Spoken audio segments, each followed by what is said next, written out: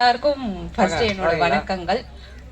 இந்த அவார்டுக்கு வந்து வசந்தம் அவார்டுக்கு இன்வைட் பண்ண வசந்தாஜி அக்காக்கும் கரூர் வீராண்ணா சாரி அண்ணா அவருக்கும் வீரான்னு சொன்ன பத்தி பிரச்சனை இல்ல, அண்ணான்னு சொன்னாதான் கொஞ்சம் மனசு வலிக்கு. நண்பன்னு சொல்லிக்கலாம். மாயன் சார் அகல்யா பரவாயில்ல, அண்ணானே வச்சுக்கோங்க. ஓகே, மாயன் சார் எல்லாருக்கும் 3 பேருக்கும் ஃபர்ஸ்ட் என்னோட ரொம்ப ரொம்ப நன்றி. ஏன்னா இவ்வளோ பெரிய விஷயத்துக்கு வந்து என்னை இன்வைட் பண்ணியிருக்கீங்கன்றது ரொம்ப சந்தோஷமா இருக்கு. என்னை பற்றி ஒரு சிலருக்கு தெரிஞ்சிருக்கும், நிறைய பேருக்கு தெரிஞ்சிருக்காது. ஸோ சின்னதாக ஒரு ஸ்டோரி சொல்லிக்கிறேன். உங்களை மாதிரி தான் எனக்கும் சினிமா கனவுங்கிறது ஒரு பெரிய வெறியா இல்லை என்னன்னு தெரியல.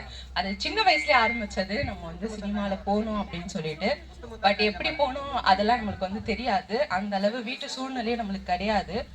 அதுக்கப்புறம் தான் இந்த சோஷியல் மீடியா இருக்கு, இதில் வந்து நம்ம வீடியோஸ்லாம் பண்ணலாம் அப்படின்னு தெரிஞ்சதுக்கப்புறம் அந்த சினிமா ஆசைக்காக தான் இந்த சோஷியல் மீடியாக்குள்ளே வந்தேன். இப்போ கிட்டத்தட்ட ஒரு 4 இயர்ஸ் ஆயிடுச்சுன்னு வச்சிங்களேன். இந்த 4 இயர்ஸில் ஜேர்னி எவ்வளோ ஹார்டாக இருந்ததோ அதே அளவுக்கு எனக்கு அதுக்கான வாய்ப்பும் வந்து கிடச்சிது. நான் இல்லைன்னு சொல்ல மாட்டேன். இப்போ ரீசெண்டாக ஹிட்லிஸ்ட்னு ஒரு மூவி ரிலீஸ் ஆகிருக்கு. அதுக்கப்புறம் தேசிங் ராஜா 2ல் பண்ணியிருக்கேன். அப்புறம் சிபி சார் கூட ஒரு ஃபுல் மூவி கேரக்டர் ரோலாக பண்ணியிருக்கேன். அப்புறம் சீரியல், இந்த மாதிரி நிறைய வாய்ப்பு கிடச்சிருக்கு, இல்லைன்னு சொல்ல மாட்டேன். ரொம்ப நன்றி. இது அந்த மாதிரி தான் எந்த ஒரு இப்போ நம்மளுக்கு பிடிச்ச ஒரு விஷயம். ஆனால் இதில் நிறைய அம்மா சொன்ன மாதிரி நிறைய கஷ்டங்களும், நம்ம மீராம்மா சொன்ன மாதிரி நிறைய கஷ்டங்கள் பார்த்துருக்கேன். ஸோ அதுவும் பெண்களுக்கு சோஷியல் மீடியாவில் இன்னும் எக்ஸ்ட்ராவே வந்து அது இருக்கும். அது எல்லா சைட்லையும் எங்கேருந்து கல் வரும்னு தெரியாது, ஆனால் வந்துக்கிட்டே இருக்கும். பட் முடிஞ்ச அளவுக்கு வந்து அதை இக்னோர் பண்ணிவிடுங்க. ஸோ அதுதான் எல்லாருக்கும் நான் சொல்லுவேன். பேசுகிறவங்க நம்ம இங்கே இருந்தாலும் பேசுவாங்க, இங்கே இருந்தாலும் பேசுவாங்க, இங்கே இருந்தாலும் பேசுவாங்க, எங்கே இருந்தாலும் பேசிட்டு தான் இருப்பாங்க. ஸோ அதில் உள்ள பாசிட்டிவ் மட்டும் நம்ம எடுத்துகிட்டு நெகட்டிவ் வந்து இக்னோர் பண்ணிட்டு போயிடணும். அதே மாதிரி இன்னொரு விஷயம் என்னென்னா, முன்னாடிலாம் அவார்ட்னா பெரிய திரை, அதாவது சினிமாவில் படம் பண்ணுறவங்களுக்கு கொடுப்பாங்க, அப்புறம் சீரியல் பண்ணுறவங்களுக்கு சின்ன திரை அவங்களுக்கு கொடுப்பாங்க.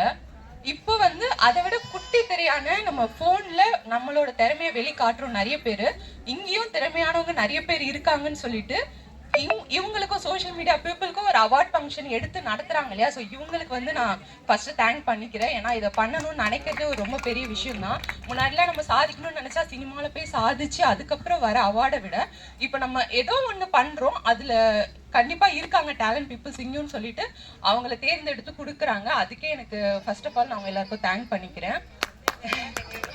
ஸோ என்கிட்ட ஒரு சிலர் சொல்லுவாங்க, இதெல்லாம் வந்து இந்த மாதிரி அவார்ட்லாம் போகாதீங்க, இதெல்லாம் வந்து கொஞ்சம் லோக்கலான